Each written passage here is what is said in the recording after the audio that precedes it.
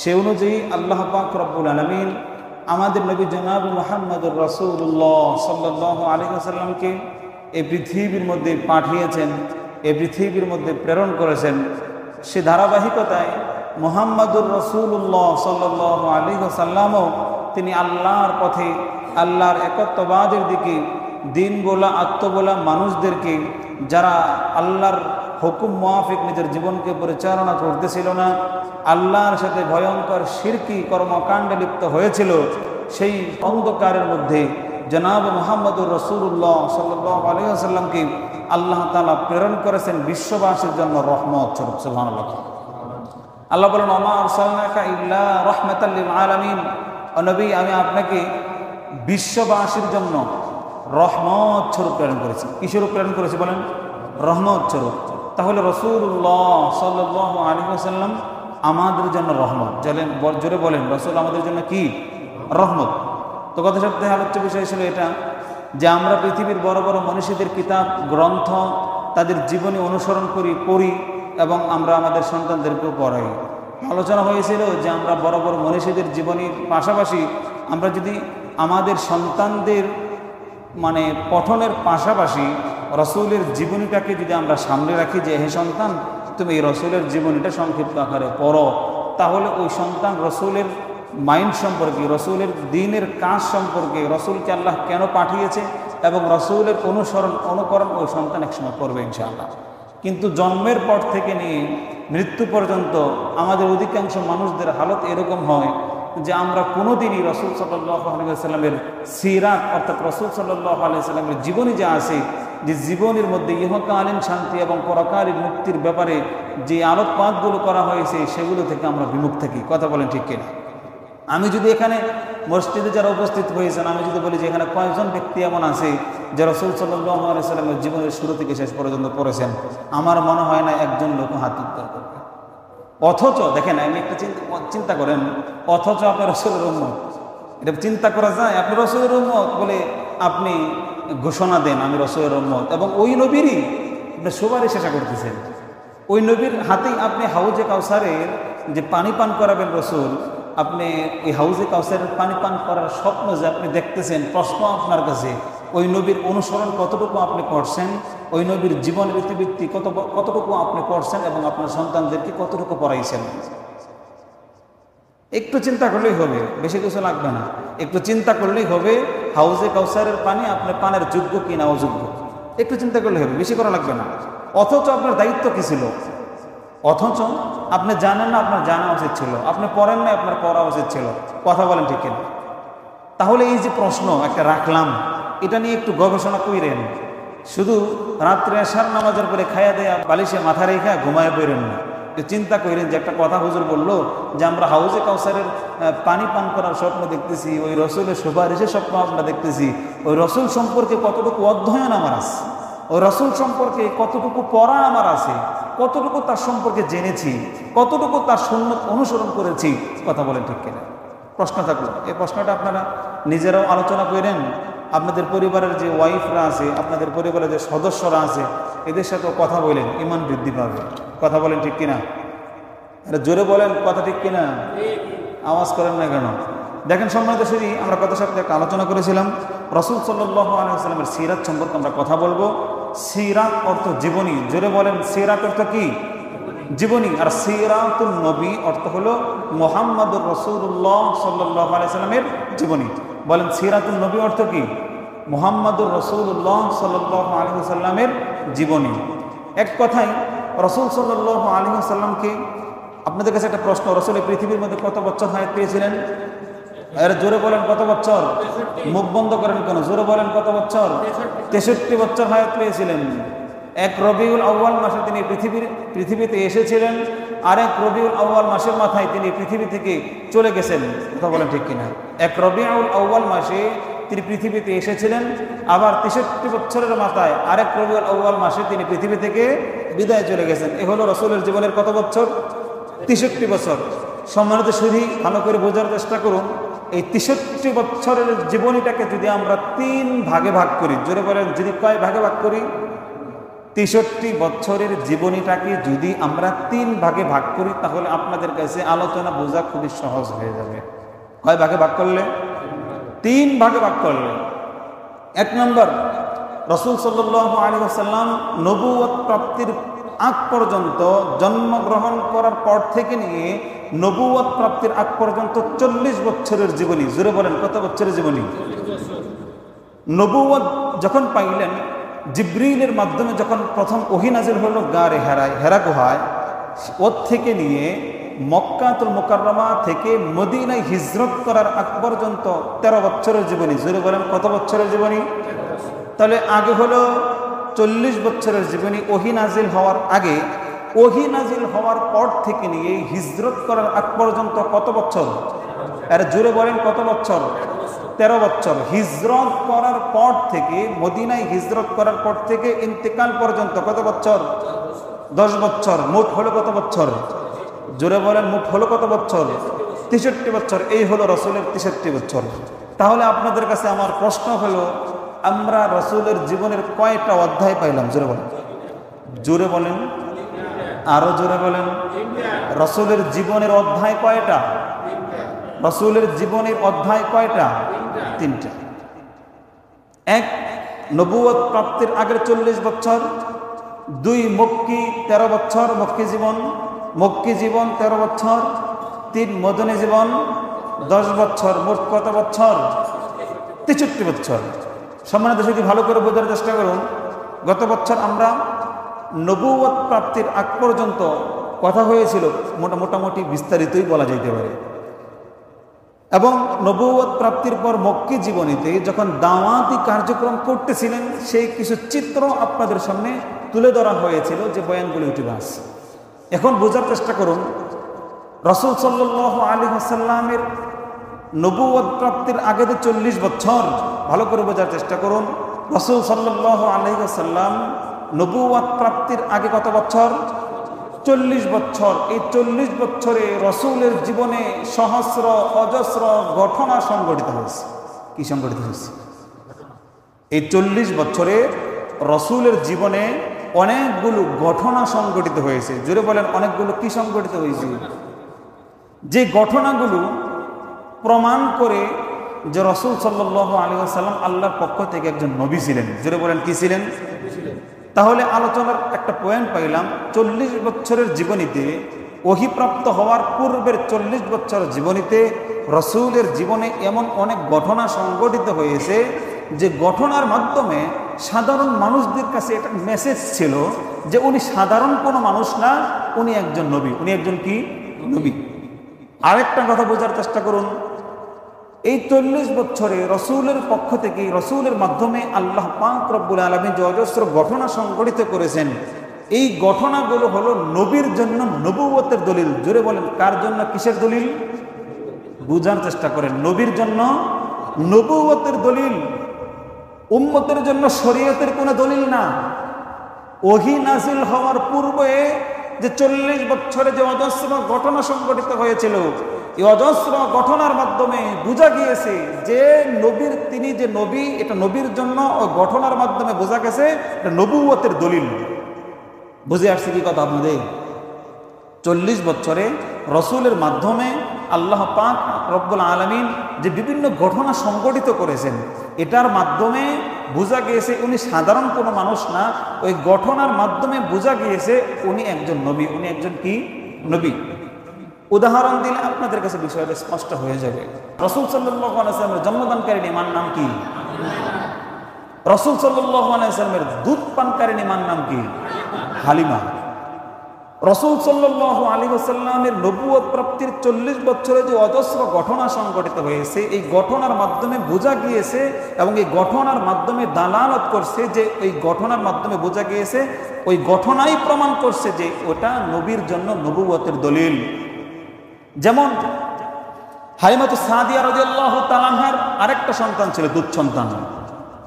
তো আরেকটা দুগ্ধপুষ্য শিশু মুহাম্মদকে তিনি নিয়ে আসছেন। কয়টা হলো? জোরে বলেন। একটা ছিল নিজের পেটের সন্তান, দুগ্ধপুষ্য। আরেকজন কাকে নিয়ে আসছেন? মুহাম্মদুর রাসূলুল্লাহ সাল্লাল্লাহু আলাইহি ওয়াসাল্লাম। হইল কয়জন? দুগ্ধপুষ্য শিশু হইল কয়জন? 2 জন।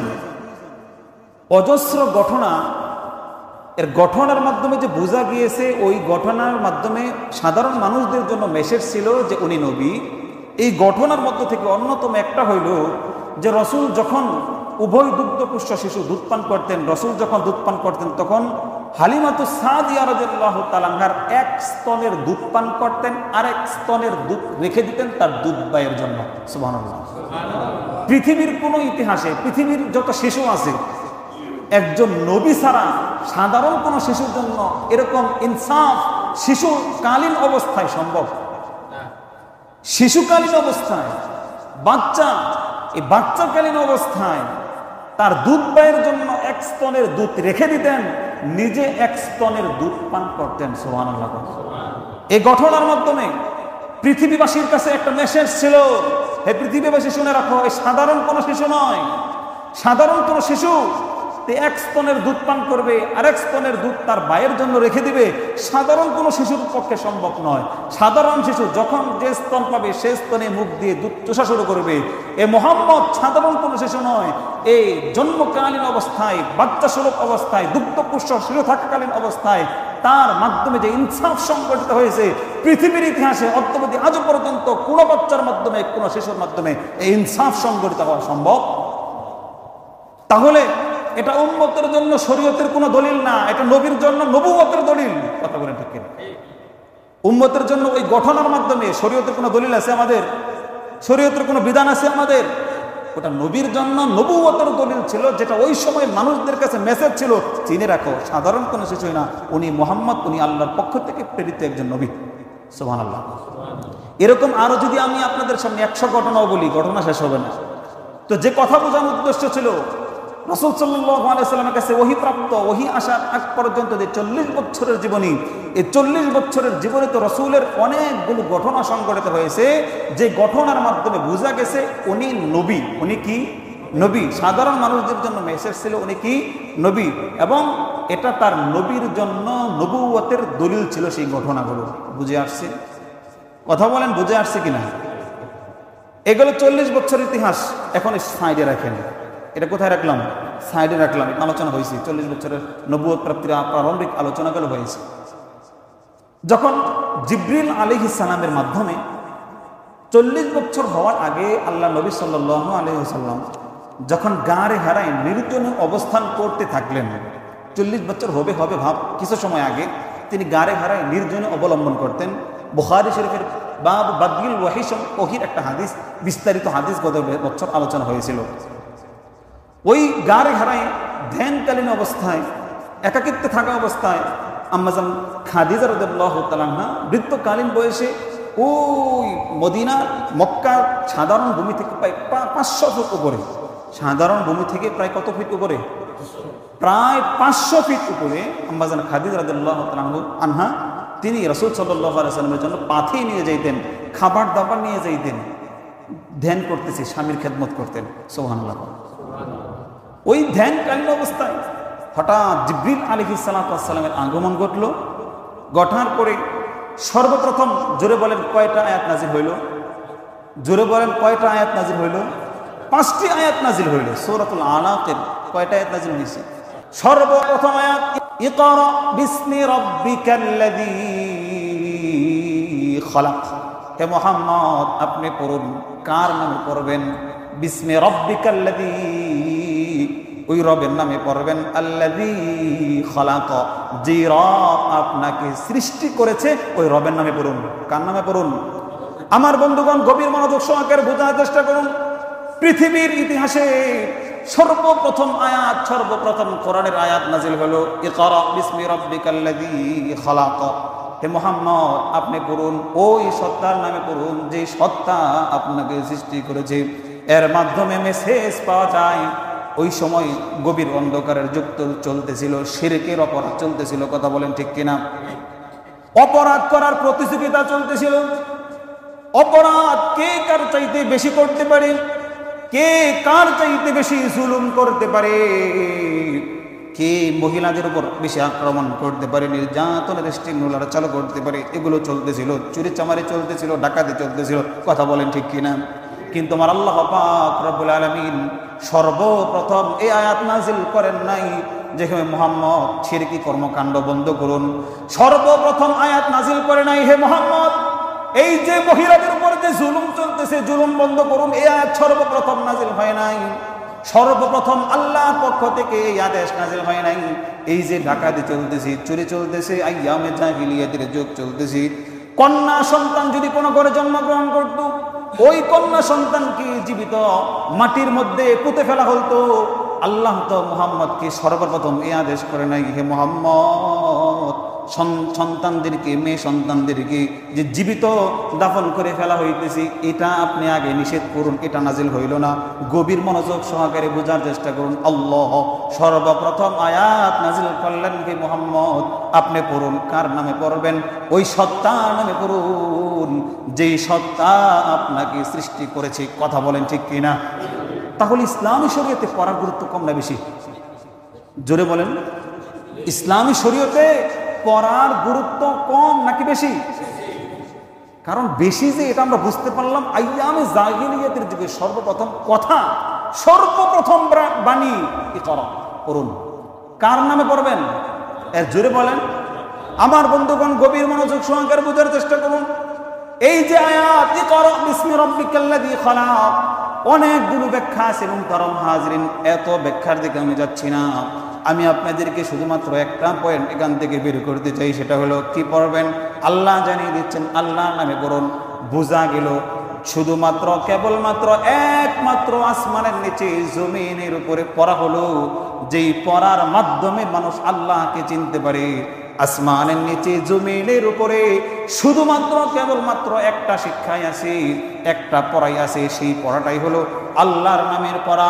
যেই ব্যক্তি আল্লাহর নামের পড়া অন্তরের মধ্যে বদ্ধমূল করবে, অন্তরের মধ্যে সে শিক্ষা লালন করবে, এই লোকটা প্রকৃতপক্ষে মানুষ হিসেবে সমাজের মধ্যে প্রতিষ্ঠিত হবে। কথা বলেন ঠিক কিনা? কার নামে পড়া?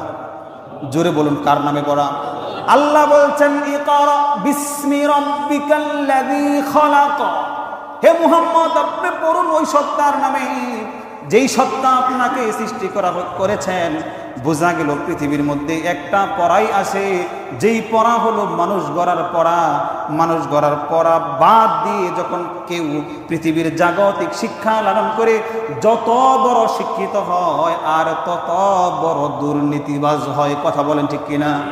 অন্তরের মধ্যে যদি আল্লাহর নামের পড়া আগে বদ্ধমূল হয়, এরপরে দুনিয়াবি যত জাগতিক শিক্ষা আছে সমস্ত শিক্ষা অর্জন করা হয়, এ সন্তান কখনো নাস্তিক হবে না, এ সন্তান কখনো ইসলামের বিরুদ্ধে কথা বলবে না। কথা বলেন ঠিক কিনা? আল্লাহর নামের পড়া শুধুমাত্র মানুষ গড়ার পড়া, এটা কি আমার কথা? আমি আপনাদেরকে প্রশ্ন করলাম, আল্লাহর নামের পড়া যে শুধুমাত্র মানুষ গড়ার পড়া, এটা কি আমার কথা? আমার আল্লাহ পাক রব্বুল আলামিন এক সূরা নাযিল করেছেন সূরাতুর রহমান। সেই সূরার মধ্যে আল্লাহ সর্বপ্রথম আয়াত নাযিল করেছেন আর রহমান আল্লামাল কুরআন খলাকাল ইনসান। গভীর মনোযোগ সহকারে বোঝার চেষ্টা করুন। আল্লাহ সর্বপ্রথম বলছে দয়াময় আল্লাহ রহমান, তিনি দয়াময়। তিনি কি বলেন? আল্লামাল কুরআন, তিনি কোরআন শিক্ষা দিয়েছেন।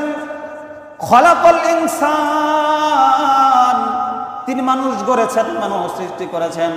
আপনাদের কাছে আমার প্রশ্ন হলো, আগে কি মানুষ সৃষ্টি নাকি আগে শিক্ষা? আগে তো মানুষ আসা লাগবে নাকি? মানুষ না আসলে শিখবে কি? কথা বলেন ঠিক কিনা? কিন্তু আল্লাহ যে এত বললেন আল্লামাল কুরআন খলাকাল ইনসান, তিনি কোরআন শিক্ষা দিয়েছেন, মানুষ গড়েছেন। বোঝা গেল আল্লাহর এই আয়াতের বলার ভঙ্গিমার দ্বারা বোঝা গেল হে দুনিয়ার মানুষ, আগে অন্তরের মধ্যে কোরআনের শিক্ষা লালন করো, এরপরে তোমাদের মনুষ্যত্ব। কথা বলেন ঠিক কিনা? আগে কোরআনের শিক্ষা লালন, কোরআনের শিক্ষার মাধ্যমে মানুষের মধ্যে মনুষ্যত্ব ফিরে আসে। কোরআনের শিক্ষা যার মধ্যে না থাকে এর মধ্যে মনুষ্যত্ব বলতে কিছু থাকে না। কথা বলেন ঠিক কিনা? এজন্য পুরো বিশ্ববাসীকে আল্লাহ জানিয়ে দিচ্ছেন আর রহমান আল্লামাল কুরআন। হে দুনিয়ার মানুষেরা, তোমাদের জন্য প্রথম মেসেজ হলো আল্লামাল কুরআন। ওই আল্লাহ সর্বপ্রথম কোরআন শিক্ষা দিয়েছেন। খলাকাল ইনসান, এরপরে তিনি মানুষ গড়েছেন। জোরে বলেন, কি করেছেন? মানুষ গড়েছেন। এখন কোরআনের শিক্ষাই যে একমাত্র মানুষ গড়ার শিক্ষা, কোরআনের শিক্ষা ছাড়া যে পৃথিবীর মধ্যে যত শিক্ষা আছে কোনো শিক্ষাই মানুষ গড়ার শিক্ষা না। একটা উদাহরণ দিব কি আপনাদেরকে? জোরে বলেন, দিব কি দিব না? সম্মানিত সুধী, বর্তমান দুনিয়াতে আমাদের বাংলাদেশ আর পৃথিবীর মধ্যে যত ইহুদি খ্রিস্টানদের দেশ আছে, প্রশ্ন আপনাদের কাছে, আমাদের দেশের শিক্ষা ব্যবস্থা বেশি উন্নত নাকি ইহুদি খ্রিস্টানদের দেশের শিক্ষা ব্যবস্থা বেশি উন্নত? কথা আওয়াজ করে বলেন। আমাদের দেশের শিক্ষা ব্যবস্থা উন্নত নাকি পৃথিবীর মধ্যে যত ইহুদি খ্রিস্টানদের দেশ আছে ওই দেশে ওদের শিক্ষা বেশি উন্নত? ওদের শিক্ষা বেশি উন্নত না? জাগতিক শিক্ষা বেশি উন্নত। তো ওই দেশের ইহুদি খ্রিস্টানদের দেশে কেউ 6 বছর থেকে তাদের শিক্ষা বাধ্যতামূলক করা লাগে। কথা বলেন ঠিক কিনা? সন্তান যখন জন্মগ্রহণ করে এই সন্তানকে 6 বছর থেকে তাকে শিক্ষাদান করার ব্যাপারে সরকারের পক্ষ থেকে চাপ থাকে। 17 বছর পর্যন্ত বাধ্যতামূলকভাবে লেখাপড়া করানো লাগে। কথা বলেন ঠিক কিনা? শুনে আশ্চর্য হবেন, এই বয়স সমূহের মধ্যে থেকে কোনো গার্ডিয়ান, কোনো পিতামাতা তার সন্তানকে যদি শিক্ষা না দেন, অর্থাৎ স্কুলে ভর্তি না করান, ওই দেশের যে নিয়ম আছে সেই নিয়ম অনুযায়ী যদি লেখাপড়া না করান, তাহলে সরকারের পক্ষ থেকে ওই পিতামাতার জন্য শাস্তি নির্ধারণ থাকে। জোরে বলেন, কি নির্ধারণ থাকে? জেলে পর্যন্ত যাওয়া লাগে।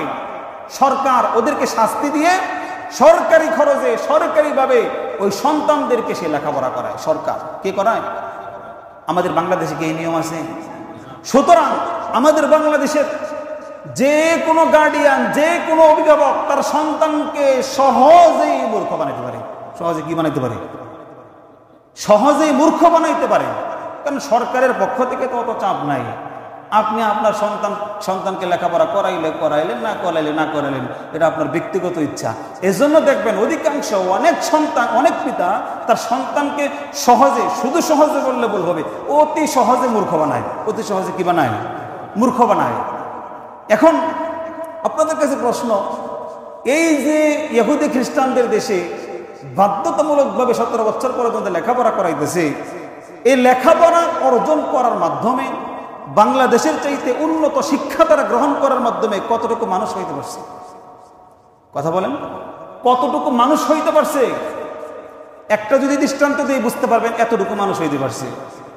ইহুদি খ্রিস্টানদের দেশে যেই সমস্ত সন্তান জন্মগ্রহণ করে, এই সন্তানদের জন্ম নিবন্ধন হয় মার নামে। জোরে বলেন, কার নামে? মার নামে হয়। প্রশ্ন, কেন মার নামে হয়? বাবার নামে কেন হয় না? বাবার নামে এই জন্য হয় না, সে দেশে বিয়ে ছাড়া সন্তান জন্মগ্রহণ করানো, সন্তান জন্ম দেওয়া এটা কোনো অপরাধ না। এটা কোনো কি না? অপরাধ না। যার ফলশ্রুতিতে একটা মহিলা বিভিন্ন পুরুষদের সাথে সে রাত্রি যাপন করে, মেলামেশা করে। এখন কোন পুরুষের সাথে মেলামেশার মাধ্যমে তার সন্তান হয়েছে পিতার নির্ণয় করা কঠিন হয়ে যায়। এখন এক্ষেত্রে যদি পিতার নামে জন্ম নিবন্ধনের আইন থাকে, তাহলে পিতা কোথায় খুঁজে পাবে? হারিকেন জ্বালায় খুঁজে পাওয়া যাবে? তো এই পরিস্থিতিতে, এই সিচুয়েশনে সাধারণত ওই সন্তানের মা তো নিশ্চিত, মাকে, এটা তো কোনো সন্দেহ নেই। তো জন্ম নিবন্ধনটা হয় মার নামে। কার নামে হয়? এই যে, তাহলে এখানে একটা প্রশ্ন আসলো, ওই দেশের শিশুদের জন্মগ্রহণ, তাদের সন্তান জন্মদান করানো, আর কুকুর, শ্রীগাল, বিড়াল, এ সমস্ত চতুষ্পদ জন্তু যেগুলো আছে, এগুলো সন্তান জন্ম দেওয়ার মধ্যে কোনো পার্থক্য আছে? কিসের অভাব? শিক্ষার তো কোনো সীমা নাই। সর্বোচ্চ উচ্চ লেভেলের শিক্ষা তারা অর্জন করেছে। কথা বলেন ঠিক কিনা? শিক্ষার মান তো অনেক উন্নত। তাহলে কি শিক্ষার অভাবে তারা এরকম কুসংস্কার, এরকম তারা বেহায়াপনতার সাথে তারা তাদের সন্তান জন্ম দিয়েছে? কি শিক্ষার অভাবে? প্রশ্ন রাখলাম, জোরে বলেন, জোরে বলেন। কি শিক্ষার অভাবে? কোরআনের শিক্ষার অভাবে। জোরে বলেন, কিসের শিক্ষার অভাবে? কোরআনের শিক্ষার অভাবে। সুতরাং বোঝা গেল এই আসমানের নিচে, জমিনের উপরে শুধুমাত্র কেবলমাত্র একটা শিক্ষাই আছে, যে শিক্ষার মাধ্যমে প্রকৃত পক্ষে মানুষের মধ্যে মনুষ্যত্ববোধ জাগ্রত হয়। এটা হলো পবিত্র কোরআনুল কারীমের সহি শিক্ষা। কথা বলেন ঠিক কিনা? এই কোরআনের শিক্ষা ছাড়া পৃথিবীর মধ্যে যত শিক্ষা আছে, এই শিক্ষা যদি সর্বপ্রথম যদি কোরআনের শিক্ষা না লাগে, কোরআনের শিক্ষার ছোঁয়া যদি অন্তরে না লাগে, এ যত বড় শিক্ষিত হয় তত বড় সমাজের মধ্যে চিহ্নিত হয়, টেন্ডারবাজ হয়, চাঁদাবাজ হয় এবং দুর্নীতিবাজ হয়। ভুল বললাম নাকি? ঠিক বলছি? তো জোরে বলেন ঠিক। এই কথাটা বোঝা লাগবে মুহতারাম হাজিরিন। এজন্য আল্লাহ পাক রব্বুল আলামিনের প্রিয় নবী জনাব মুহাম্মদুর রাসূলুল্লাহ সাল্লাল্লাহু আলাইহি ওয়াসাল্লামের উপর সর্বপ্রথম কোন আয়াত নাজিল হয়েছে বলেন তো? অনেকে পারেন, বলেন, যারা পারেন তারা বলেন, ইকরা বিসমি রাব্বিকাল্লাযী খলাক। আমার বন্ধুগণ, গভীর মনোযোগ সহকারে বুঝুন। এই যে সর্বপ্রথম আয়াত আল্লাহ নাজিল করলেন, ইকরা বিসমি রাব্বিকাল্লাযী খলাক। নবী আপনি পড়ুন, কার নামে পড়বেন? ওই সত্তার নামে পড়ুন যে সত্তা আপনাকে সৃষ্টি করেছেন। এর মধ্যে থেকে যে মেসেজগুলো আছে, সেই সমস্ত মেসেজ সমূহের মধ্যে থেকে একটা মেসেজ আমাদের জন্য সেটা হলো, আমি আমার সন্তানকে সর্বপ্রথম আসমানের নিচে জমির উপরে সর্বপ্রথম যে শিক্ষাদান করব, সেটা হলো কোরআনের শিক্ষা, সেটা হলো আল্লাহর নামের শিক্ষা। জোরে বলেন, কার নামের শিক্ষা? সর্বপ্রথম যদি আপনার সন্তানকে আল্লাহ নামের শিক্ষায় শিক্ষিত করতে পারেন, এই সন্তান কখনো নাস্তিক হবে না, এই সন্তান কখনো ইসলামের বিরুদ্ধে যাবে না। এই সন্তান যত শিক্ষাই কোরআনের শিক্ষা অন্তরে লালন করার পরে পৃথিবীর মধ্যে যত সার্টিফিকেট আছে, যত ডিগ্রি আছে, সমস্ত ডিগ্রি অর্জন করার পরও এই সন্তান আল্লাহর একত্ববাদ কখনো ভুলে যাবে না। কথা বলেন ঠিক কিনা? এজন্য আমার বন্ধুগণ, আল্লাহ নবী সাল্লাল্লাহু আলাইহি ওয়াসাল্লামের জীবনের যে 3টা অধ্যায় আছে, 1 নম্বর অধ্যায় হলো নবুয়ত প্রাপ্তির পূর্বের যে 40 বছর, এই 40 বছরের পরবর্তী ওহী নাজিল হওয়ার পরে হিজরতের আগ পর্যন্ত মক্কি জীবনে যে 13 বছর, এই 13 বছর সমূহের এই 13 বছরের যে আলোচনা আমি মুহতারাম হাজিরিন গত বছর তাদের সামনে উপস্থাপনা করেছি। আল্লাহ নবীর কাছে সর্বপ্রথম এই সূরা আলাকের 5টা আয়াত যখন নাজিল হলো, নাজিল হওয়ার পর আল্লাহ নবী প্রথম 3 বছর গোপনে যখন ইসলামের দাওয়াত দিলেন, প্রথম 3 বছরের পর আল্লাহ নবী বিশ্ব নবী প্রকাশ্যে দাওয়াত দিতে শুরু করলেন। প্রকাশ্যে যখন দাওয়াত দিতে শুরু করলেন, আল্লাহ নবীর উপর নির্যাতনের স্টিম ডলার চলে আসলো। রাসূল সাল্লাল্লাহু আলাইহি ওয়াসাল্লাম মক্কি জীবনে সাধারণত 8 ভাবে দাওয়াতি কার্যক্রম করতে গিয়ে বাধাগ্রস্ত হন। কথা বলেন কয়েক ভাবে? 8 ভাবে দাওয়াতি কার্যক্রম করতে গিয়ে বাধাগ্রস্ত হন। রাসূলের উপর নির্যাতন করা হয়েছিল। এর কিছু চিত্র আমি আপনাদের সামনে তুলে ধরেছিলাম। আমার বন্ধুগণ, রাসূল সাল্লাল্লাহু আলাইহি ওয়াসাল্লাম যখন দ্বীনি দাওয়াতগুলো মানুষের কাছে পৌঁছে দিতে লাগলেন, তখন আল্লাহ পাক রব্বুল আলামিনের এই প্রিয় নবী জনাব মুহাম্মদুর রাসূলুল্লাহ সাল্লাল্লাহু আলাইহি ওয়াসাল্লামের মাধ্যমে কিছু মুআজিজা সংঘটিত হয়েছিল। জোরে বলেন, কি সংঘটিত হয়েছিল? কিছু মুআজিজা সংঘটিত হয়েছিল, যে মুআজিজার মাধ্যমে রাসূল সাল্লাল্লাহু আলাইহি ওয়াসাল্লাম চেয়েছেন যে মুআজিজাগুলো দেখানোর মাধ্যমে হয়তো এই আবু জাহেলের গোষ্ঠীরা, হয়তো কুফাররা, কাফেররা ইসলাম ধর্ম গ্রহণ করবে। সেই একটা ঘটনা আমি আপনাদের সামনে উপস্থাপনা করছি। রাসূল সাল্লাল্লাহু আলাইহি ওয়াসাল্লামের হিজরতের আনুমানিক 5 বছর আগে একদা রাত্রিবেলা চন্দ্ররাত্রি এমত অবস্থায় আবু জাহেল সহ মক্কার কাফেরদের একটা ইউনিটি তারা রাসূল সাল্লাল্লাহু আলাইহি ওয়াসাল্লামের কাছে আসলো। আসার পরে রাসূলকে তারা বলল, হে মুহাম্মদ, আপনি তো দাবি করতেছেন আপনি নবী, আচ্ছা আপনাকে আমরা নবী মানব, তবে একটা শর্ত আছে, এই শর্তটা যদি আপনি পূরণ করুন তাহলে অবশ্যই আমরা আপনাকে নবী মানতে পারি। রাসূল বলেন, বলো তোমাদের কি শর্ত? কাফেররা বলল, আপনি যদি একটা নিদর্শন পেশ করতে পারেন, আপনি যে নবী যদি সত্য নবী হয়ে থাকেন, তাহলে এর সপক্ষে একটা দলিল পেশ করেন, একটা নিদর্শন পেশ করুন। অন্য বর্ণনায় আছে কাফেররা রাসূল সাল্লাল্লাহু আলাইহি ওয়াসাল্লামকে বলল, এই যে চন্দ্র রাতে দেখা যাচ্ছে, ওই যে চাঁদ দেখা যাচ্ছে, আপনি তাহলে ওই চাঁদকে 2 টুকরো করে আমাদের দেখান। আল্লাহ নবী বললেন, আমি যদি তোমাদেরকে আল্লাহর আদেশে ওই চাঁদ 2 টুকরো করে দেখাই, তাহলে কি তোমরা ঈমান আনবে? কাফেররা সমস্বরে এক বাক্যে বলে উঠল, হ্যাঁ নবী, অবশ্যই ঈমান আনবো। আল্লাহ নবী বিশ্ব নবী জনাব মুহাম্মদুর রাসূলুল্লাহ সাল্লাল্লাহু আলাইহি ওয়াসাল্লাম আল্লাহর কাছে দোয়া করার পর হাতের আঙ্গুলের মাধ্যমে ওই চাঁদের দিকে যখন ইশারা করলেন, চাঁদ মুহূর্তের মধ্যেই 2 টুকরো হয়ে গেল। সুবহানাল্লাহ বলেন, আল্লাহু আকবার আওয়াজ করে বলেন। এক টুকরা কুবাইস পাহাড়ের উপর পড়ল, আরেক টুকরা কাইকান পাহাড়ের উপর পড়ল। কাফেররা এই দৃশ্য অবলোকন করার পরে তারা কাপড় দিয়ে চক্ষু মোচন করে দ্বিতীয়বার আবার দেখলো যে সত্যি সত্যি কি চাঁদ দ্বিখণ্ডিত অবস্থায় দেখা যায় নাকি। তারা যখন স্পষ্ট রূপে তারা সম্মতি প্রদান করলো যে অবশ্যই চাঁদ 2 টুকরো অবস্থায় দেখা যায়, এখন তো ঈমান আনা লাগবে, তাহলে একটু পৃষ্ঠান কিভাবে দেব? এই মুহাম্মদ তোমাদের প্রত্যেকের উপর জাদু করছে। কি করছে? মুহাম্মদ তোমাদের প্রত্যেকের উপর জাদু করেছে। সুতরাং মুহাম্মদের পক্ষে পুরো বিশ্ববাসীর সমস্ত মানুষের উপর একত্রে জাদু করা সম্ভব নয়।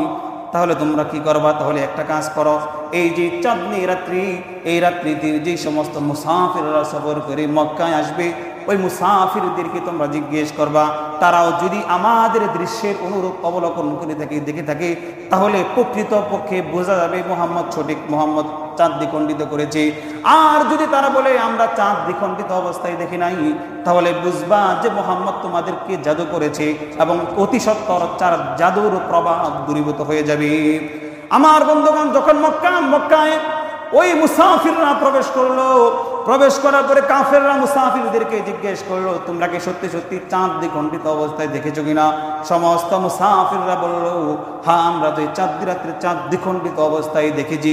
আমার বন্ধুগণ, তথাপিও ওই মক্কার কাফেররা, কুফাররা, তারা বলল মুহাম্মদ সকলের উপর জাদু করেছে, অতি সত্বর তার জাদুর প্রভাব দূরীভূত হয়ে যাবে, সুতরাং আমরা তোমার উপর ঈমান আনবো না। জোরে বলেন নাউজুবিল্লাহ।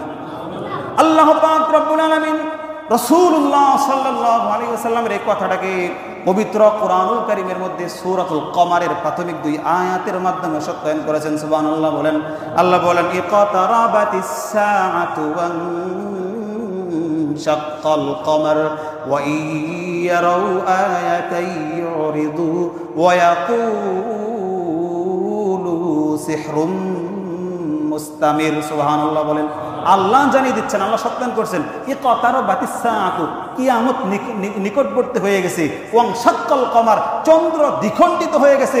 কিয়ামতের যত আলামত আছে, আলামত সমূহের মধ্যে থেকে একটা হলো চন্দ্র দ্বিখণ্ডিত হয়ে যাওয়া, সেটা হয়ে গেছে। ওয়া ইয়ারাউ আয়াতাই, তারা যদি হে নবী আপনার কোনো নিদর্শন দেখে, ইউরিদু, তারা মুখ ফিরিয়ে নিবে, ওয়া ইয়াকুলু, তারা বলে সিহরুম মুস্তামির, এটা হলো স্পষ্ট একটা জাদু।